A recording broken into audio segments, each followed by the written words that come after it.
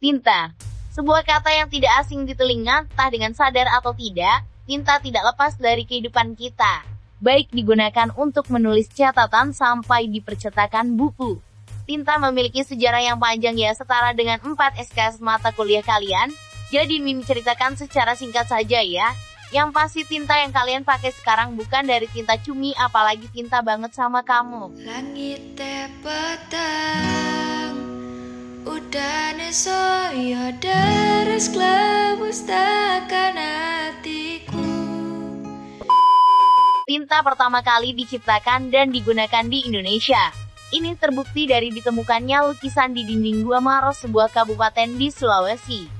Lukisan itu merupakan lukisan tertua di dunia, sudah ada sejak 40.000 tahun yang lalu. Menurut para peneliti, tinta tersebut terbuat dari getah tumbuhan dan darah hewan.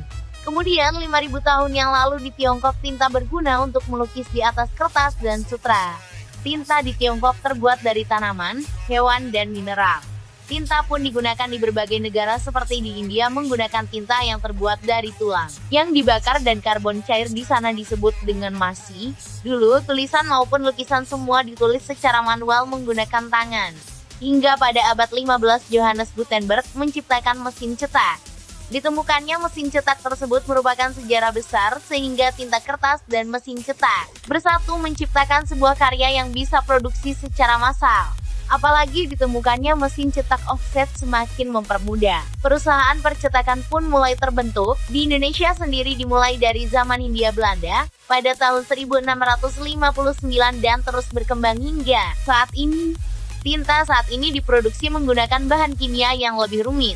Jadi gimana? Sudah paham belum sejarah tinta sampai dengan bisa menjadi tulisan yang bisa diproduksi secara massal?